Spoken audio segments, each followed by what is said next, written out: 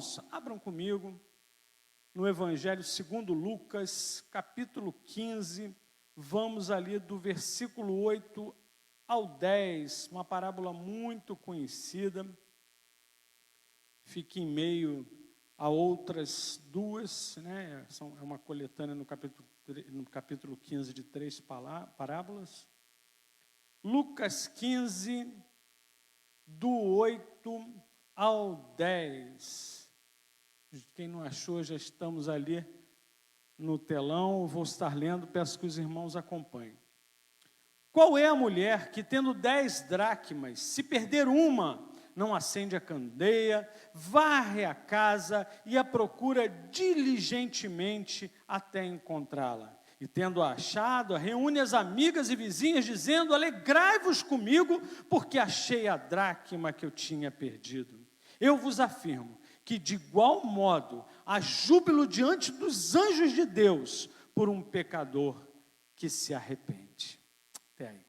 Deus amado, Pai querido Jesus, graças te damos, bom Deus, pois até aqui, Senhor, a tua destra tem nos sustentado, a tua muita misericórdia tem nos amparado, meu Pai, e a tua graça não nos tem faltado, Senhor. Que nesse momento o Senhor esteja, meu Pai, levando aos nossos corações, à nossa mente, Senhor, a tua boa palavra, Senhor, renovando-nos, Senhor, e fazendo de nós instrumentos melhores em tuas mãos, Pai.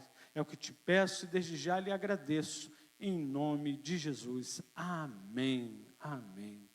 Como eu disse, essa é uma parábola que está entre outras duas, né? Entre a parábola da ovelha perdida e a parábola do filho pródigo, uma passagem muito conhecida, e eu gosto aqui no início logo do capítulo 15, que diz: aproximavam-se de Jesus todos os publicanos e pecadores para o ouvir, e murmuravam os fariseus e os escribas, dizendo: este recebe pecadores e come com eles. Então você vê aqui o Senhor Jesus mandando uma palavra que hoje nós podemos ter um entendimento que fala à igreja, mas nesse momento inicial ele demonstrava do amor de Deus. Ele tentava falar para aqueles religiosos, para aqueles que estavam ali no seu puritanismo, né, religioso, que importava falar, importava pregar, importava alcançar aqueles que eram tidos como pecadores ou afastados, porque naquele momento o Senhor Jesus, especialmente aqui, estava falando para os judeus. Ali nesse momento você não tinha um cenário ainda multicultural ou fora realmente das fronteiras, mas naquele momento Jesus tentava alertar o seu povo ali, os judeus, para a importância da misericórdia, a importância do amor e a importância de alcançar aqueles que por algum motivo estivessem afastados.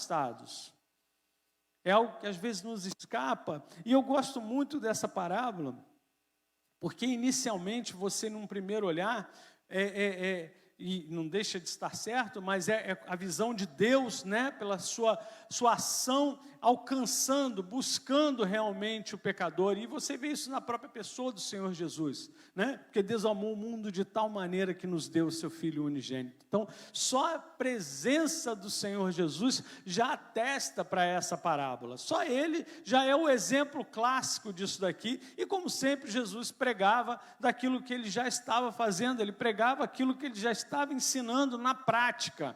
Quem o olhava, quem o percebia, já sabia disso. Mas é interessante a gente dar uma analisadazinha nessa parábola, que ela tem alguns elementos que são importantes e que naturalmente às vezes nos escapam. Quando você vê aqui que uma mulher que tendo 10 dracmas, aqui eu quero que você saiba o seguinte: uma mulher com 10 dracmas, às vezes a gente vai, apesar de ser um valor, apesar de ser uma moeda, o ponto aqui é que normalmente essas moedas eram arranjadas em forma de colar ou de diadema, que era tipo a coroinha, né? Elas eram feitas e dadas de presente por seu noivo. Então, a mulher que tinha essas 10 dracmas, apesar dele não ser textual, explícito no texto, dá a entender que era uma noiva. ela recebe isso do seu noivo, e o detalhe, na noite ou na ocasião do casamento, ela deveria apresentar essas 10 dracmas da forma que lhe foi dada, com motivo de honra e orgulho. Ou seja, na hora que ela entraria como noiva, ela estaria ou como um colar, ou como um diadema, né? Mas de modo que todos que estivessem ali vissem, olha, ela guardou, ela preservou, ela conservou. Era como uma aliança, né? Era algo de valor que era guardado, separado, e deveria ser demonstrado que foi de modo zeloso cuidado. Assim, nós entendemos que o Senhor Jesus está falando da igreja, a noiva do Senhor, amém? Nós somos a noiva, a nós foi dado algo de muita importância. As vidas que nos compõem, as vidas que fazem de nós igreja, são algo extremo valor. Então nós devemos entender que aqui há 2 aspectos que a gente não pode desprezar. Há 2 aspectos interessantes que a gente não pode desprezar. Uma vez que, sim, a parábola vai nos falar de buscar o pecador, o perdido, aquele que não conhece, aquele que nunca ouviu falar do Senhor Jesus. Esse é o propósito principal da igreja do Senhor. Corpo místico, santo, separado de Deus para caminhar nessa terra. Esse é o nosso propósito. Mas nós entendemos também que uma vez que ele fala desse diadema, uma vez que ele fala desse algo, desse presente importante, que fala de uma unidade, onde a falta de uma moeda era muito importante, porque se você voltar também da ovelha perdida, uma ovelha se perdeu e deixa as que estão ali e vai em busca da que se perdeu. A importância do filho pródigo na sequência, ele fala da manutenção também da unidade. Então nós devemos entender que eu e você, assim, nós somos igreja, mas o seu irmãozinho do seu lado, sim, ele é igreja, sim, cada um de nós faz parte desse elo, e nós não podemos nos dar ao luxo de perdermos esses elos. Nós somos igreja, nós fomos presenteados com isso, nós não nascemos igreja, nós fomos feitos igrejas pelo poder de Deus, pela muita graça, o favor imerecido, algo que nem eu nem você poderíamos escolher, mas Ele nos deu, Ele nos presenteou. Então você é presente na minha vida, eu espero ser presente na sua vida, e se acaso um desses presentes que nós recebemos estiver faltando, procure. Não deixe que se perca. E aí você vai entender na sequência, quando ela vai falar, né, que tendo 10, se perdeu uma, ela vai acender a candeia, o alumiador, né, a lanterna daquela época. É algo interessante também da gente perceber que eu já vi pessoas até em reflexões que diz que devia estar de noite quando ela perdeu, porque estava escuro. E não é bem esse o entendimento. As casas desse período do Senhor Jesus eram escuras, as casas eram escuras, as janelas tendiam a ser pequenas em pontos elevados, até por uma questão de segurança, não costumava ter abre e fecha de janela, eram simplesmente orifícios, né, pontos abertos, e as casas, na grande maioria, eram frequentadas para dormir e basicamente para alimentação, quando muitas das vezes aconteciam também fora.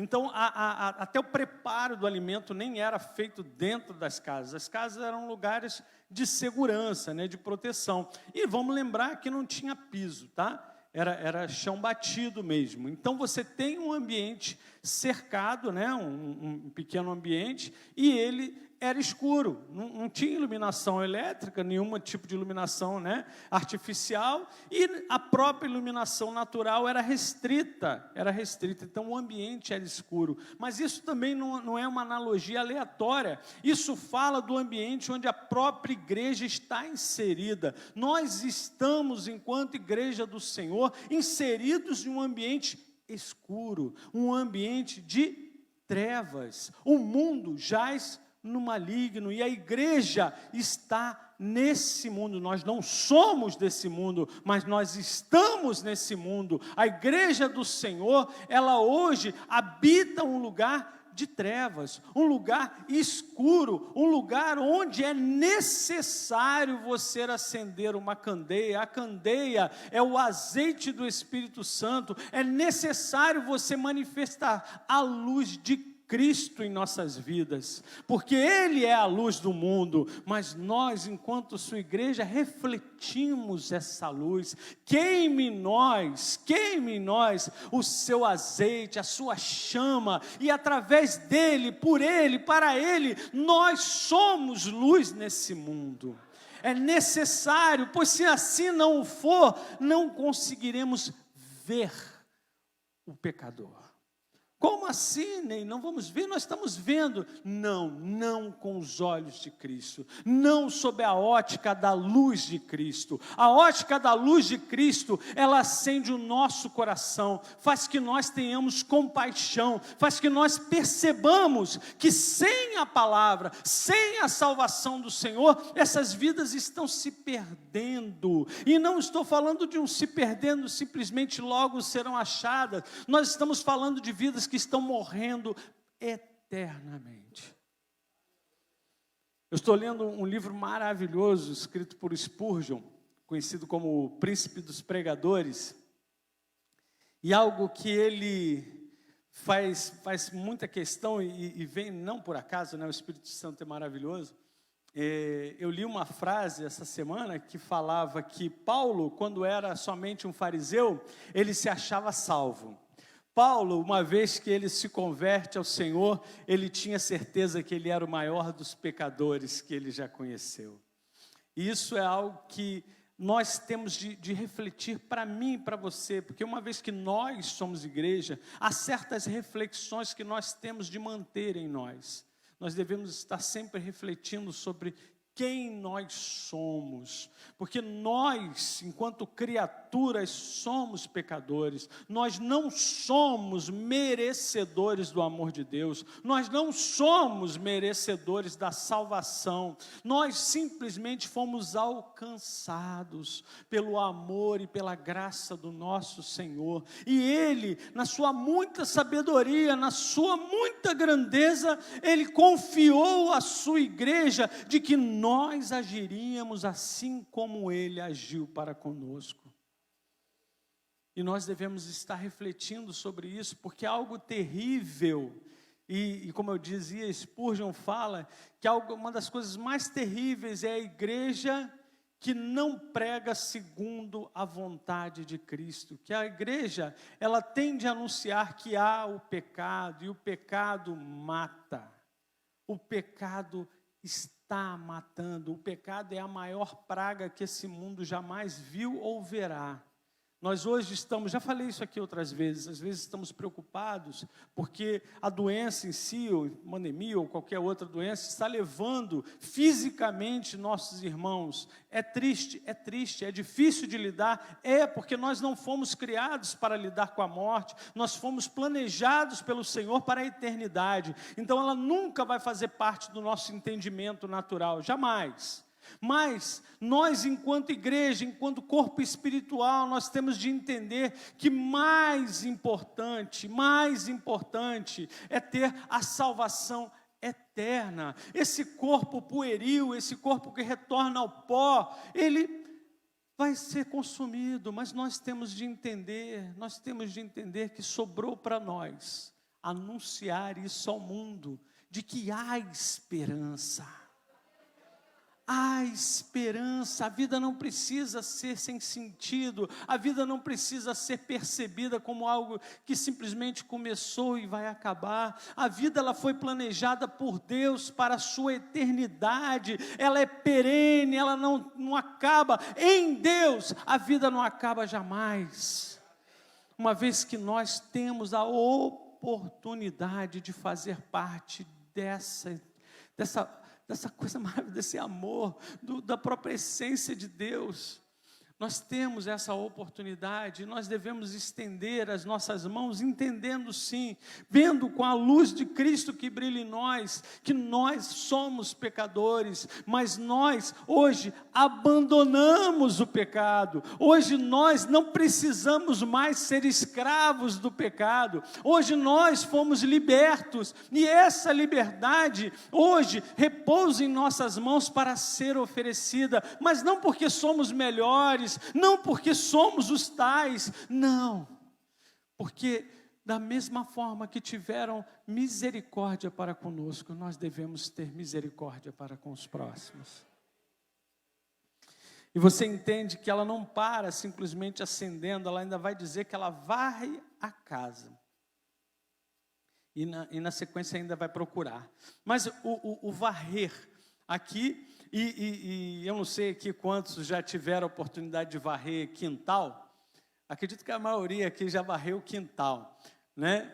Não é fácil, não é fácil. Se tiver muita folha ou simplesmente varrer um chão de barro, é algo complicado. É algo complicado. Se você tiver uma piaçava muito boa, você vai fazer um monturo de barro. Se você fizer, você não vai estar limpando nada, você vai estar cavando. Você vai estar cavando. Por outro lado, se você tiver também uma vassoura muito aberta, ela vai pegar só o essencial, mas não vai pegar tudo. Então, o varrer em um chão sujo, um chão de barro, não é fácil.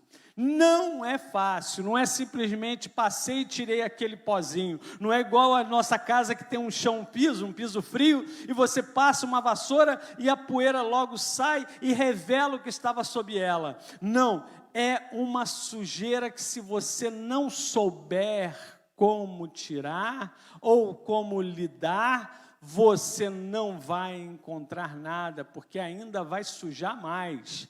Não sei se quem já fez isso, se você for muito empolgado na hora da varreção, vai subir poeira, vai subir sujeira, e quando você olhar para o que você tinha varrido, a sujeira já voltou toda. Essa sujeira é o pecado.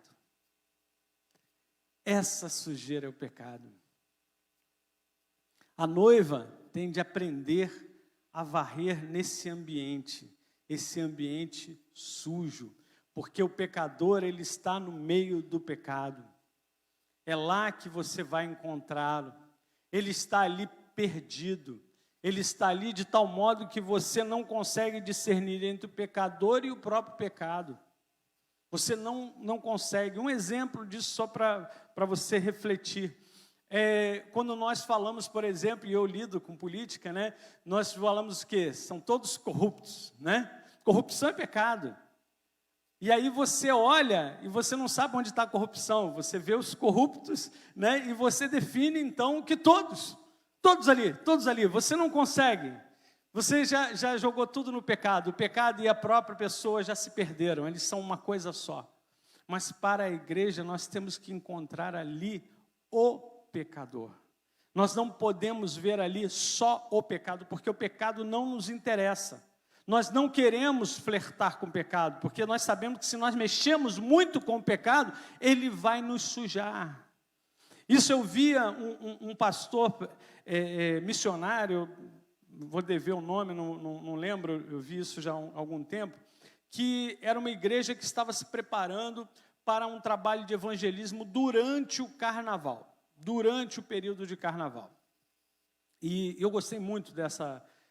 acho que era tipo um treinamento, era um vídeo de treinamento. E ele, tipo assim, se o carnaval ia acontecer em fevereiro, ele já estava tipo 3 meses antes, 4 meses antes, montando a equipe que iria fazer isso, e todos entrando em propósito de oração, todos entrando realmente em propósito de discipulado, se preparando porque ele falava uma grande verdade. Porque se você não tem o devido preparo, quando você entrar no meio do pecado, não é você que vai tirar alguém de lá não, é o pecado que vai te segurar lá. Lidar com a sujeira sem saber lidar com ela, só te suja.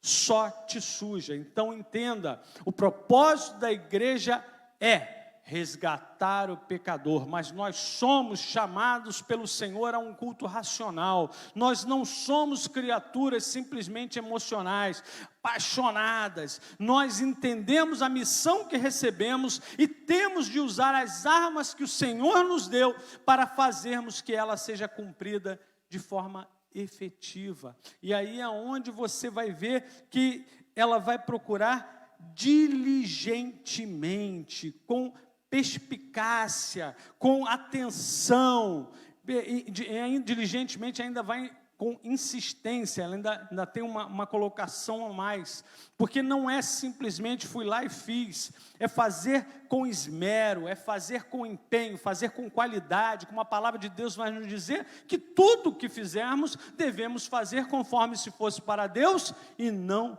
para homens. E aqui o Senhor Jesus, em sua parábola, que é algo interessantíssimo, né? Uma vez que Jesus falava em parábolas, justamente para que a grande maioria não entendesse. Era para que a grande maioria não entendesse, mas que quem entendesse fosse seus discípulos, fossem verdadeiramente a sua noiva, a sua igreja. Então é necessário que eu e você estejamos atentos ao que o Espírito está nos falando. Ele está dizendo para mim e para você: ide, né, pregai, anunciai, buscai o perdido. Nós temos de fazer isso, mas com diligência, com as ferramentas que o Senhor tem nos dado, nos preparando, nos capacitando, entendendo realmente que quem faz a obra é o Espírito Santo de Deus.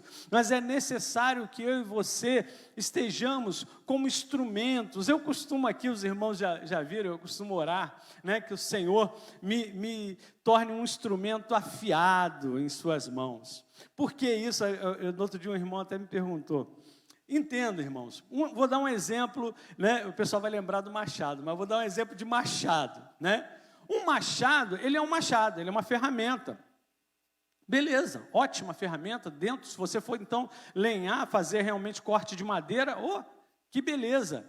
Mas tem um detalhe, se você não afiar aquele machado, ele vai chegar ao ponto de ser inútil, ele não deixa de ser machado. Mas ele perdendo o seu corte, ele perdendo o seu fio, ele cada vez mais vai se assemelhar até a uma marreta e não a um machado.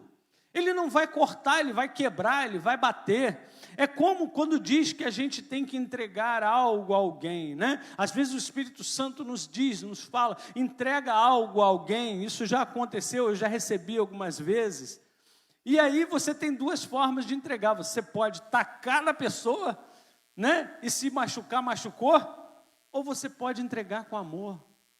Essa é a diferença do fio. O Senhor nos chamou a ir por todo mundo. Nos chamou, não foi o pastor, não foi o evangelista, o missionário, ele chamou a igreja.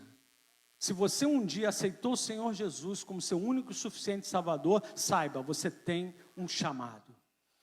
E Ele conta com você. Ele conta com você, Ele conta com cada um de nós, porque ainda que nós às vezes não confiamos em Deus como deveríamos, mas Ele confia em nós. Ele confia em nós, para desespero dos anjos, que devem ficar assim: nossa Senhor, o Senhor deu para esse povo fazer isso, deixa que eu vou lá. Mas Ele nos deu um Espírito Santo também, que se dermos espaço, mais do que só refletir a sua luz, Ele nos transforma, Ele nos dá realmente uma essência de amor, uma essência de cuidado, de zelo, que é o próprio sentimento que vem de Deus, que é assim que Ele é para comigo e com você. Ele cuida de nós. Nós às vezes estamos vivendo e esquecendo, né? A palavra diz que nós teríamos aflições, ela não diz que não teríamos aflições, mas a mesma palavra vai dizer que Ele está conosco até o fim dos tempos. Isso quer dizer que Ele vai estar sempre conosco, Ele não vai estar só em um ou só em outro momento, ocasionalmente Ele vai estar. Algo muito interessante, que é uma característica a partir do Senhor Jesus, apesar da palavra de Deus e o Deus ser um só, mas uma característica que surge a partir do Senhor Jesus é a presença constante do Espírito Santo de Deus. Ele, como o pastor Reinaldo gosta muito de usar o termo, ele tabernaculou em nós, ele fez de nós moradia. Se você olhar no Antigo Testamento, o Espírito ele vinha, falava e se retirava. Você tem um exemplo muito bom disso aí no próprio Sansão, né? Sansão tem um momento que ele já está, né, sem força, as forças vinham conforme o Espírito de Deus, que não era a força dele, era do Senhor, era de Deus. Hoje, aprove a Deus tabernacular em nós, fazer moradia em mim e você, para que eu e você, quando precisarmos, possamos usar aquilo que Ele tem nos dado. Isso é natural de Deus. Se você for parar para ver, por exemplo, a viúva do azeite, né, como a gente chama, né? Não tenho mais nada, vão levar meus filhos, né, e tal. O que você tem na sua casa? Eu não tenho nada. Não, peraí. Eu tenho um pouquinho de azeite. E aquele pouquinho era o que precisava. A viúva da farinha na panela, ela não tem mais nada, só tem um pouquinho de farinha, aquela farinha bastou. Se você for olhar para Moisés, onde muitos feitos ele fez com seus cajados, aquele cajado não desceu do céu não, aquele cajado era o cajado de trabalho dele, que ele já usava diariamente, mas através da ação do poder de Deus se torna um instrumento maravilhoso. O que você precisa para fazer a obra de Deus, o Senhor já te deu, já está com você, está comigo. Cada um de nós tem recebido aquela ferramenta, aquele instrumento que nós precisamos, mas cabe a mim, cabe a você afiarmos esse instrumento. Uma das formas de afiar vai ser sempre a oração, a busca realmente de Deus, o joelho dobrado, a intimidade do seu lar, realmente buscando intimidade com Deus, para que Ele tenha liberdade de falar com você, porque muitos de nós não temos ouvido às vezes a voz de Deus, não é porque Deus não está falando, é porque a gente não está ouvindo. É necessário buscar ao Senhor.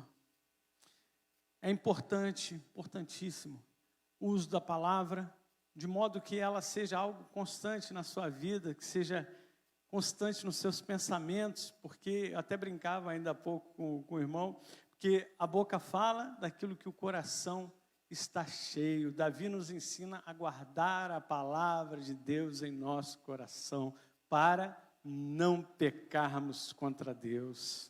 Que nós possamos guardar a palavra do Senhor em lugar de emoção, em lugar de zelo, lugar de carinho, para que realmente possamos estar sempre com ela à mão.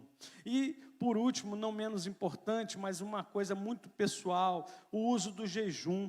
Jejum, oração e palavra, irmãos, sempre vão ser a base. E o jejum é abrir mão de prazer. O jejum é abrir mão de algo que você gostaria para estar com Deus. É algo muito pessoal, não é simplesmente ficar com fome, não é simplesmente deixar de... Porque hoje em dia já está virando comum em alguns casos, acredito que alguns aqui já sabem, por exemplo, fez o jejum de rede social, né? No meio dos jovens isso tem acontecido bastante, acho ótimo.